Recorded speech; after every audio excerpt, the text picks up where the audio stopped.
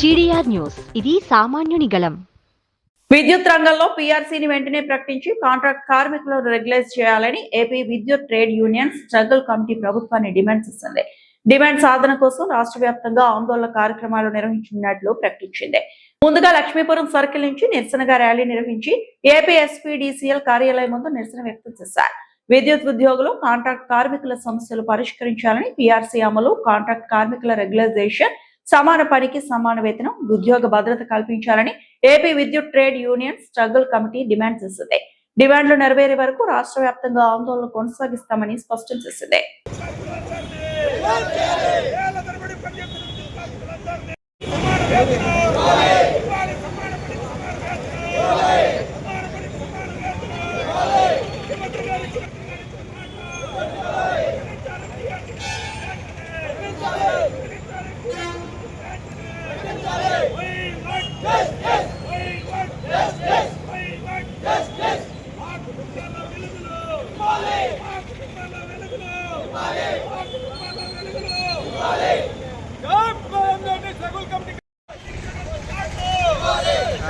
స్లోగా పో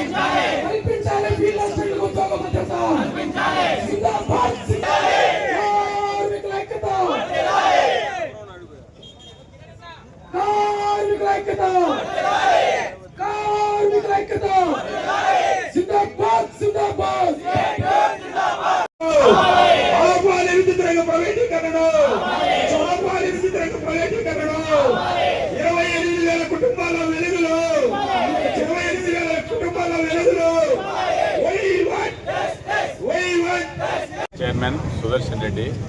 విద్యుత్ సంస్థలో అనేక సంవత్సరాలుగా అనేక సమస్యల మీద యాజమాన్యానికి రిప్రజెంటేషన్ ఇవ్వడం జరిగింది. అందులో సగానికి పైగా విద్యుత్ సంస్థలో కాంట్రాక్ట్ అండ్ అవుట్సోర్సింగ్ కార్మికులు పనిచేస్తున్నారు. దాదాపు 27,000 మంది పైచిలకు.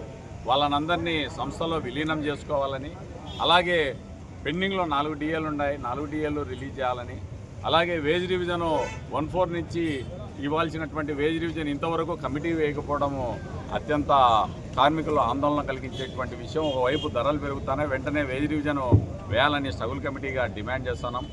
అలాగే పాత పెన్షన్ కార్మికుల ఉద్యోగుల కోరిక ఏంటంటే రిటైర్మెంట్ తర్వాత వాళ్ళకు ఒక ఫైనాన్షియల్ ఫ్రీడమ్ ఉండాలంటే అందరికీ పాత పెన్షన్ ఉండాలనేది స్ట్రగుల్ కమిటీగా మా నినాదము. కార్మిక ఉద్యోగులందరికీ పాత పెన్షన్ ఇవ్వాలా.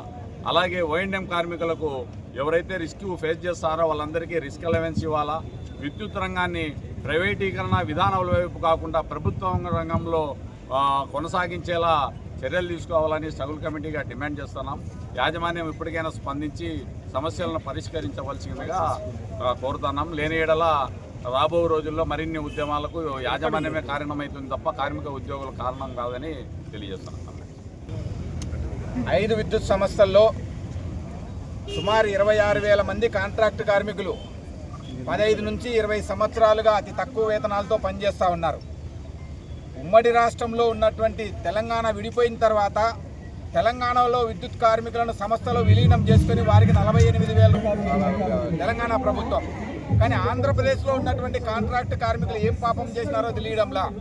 ప్రభుత్వాలలోకి వచ్చే ముందు ప్రతి పార్టీ విద్యుత్ కార్మికులకు న్యాయం చేస్తామని చెప్పేసి చెప్తా ఉన్నారు, హామీలు ఇస్తా ఉన్నారు. అధికారంలోకి వచ్చిన తర్వాత కాంట్రాక్టర్ కార్మికులను విస్మరిస్తా ఉన్నారు, వారి సమస్యలను పట్టించుకోవడం లేదు.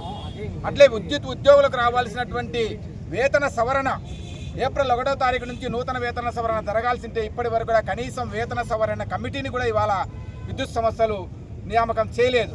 అట్లే 4 డిఏలు పెండింగ్లో ఉన్నాయి, ఇప్పటి వరకు ఆ డిఏలు ఇవ్వలేదు.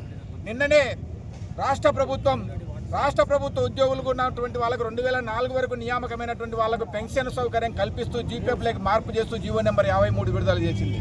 కానీ విద్యుత్ సంస్థల్లో పనిచేస్తున్నటువంటి ఉద్యోగులకు మాత్రం ఆ డిఏను వర్తింపజేలా ఇప్పటి వరకు వీళ్ళకి పెన్షన్ అనేటువంటిది కూడా ఇవ్వాల.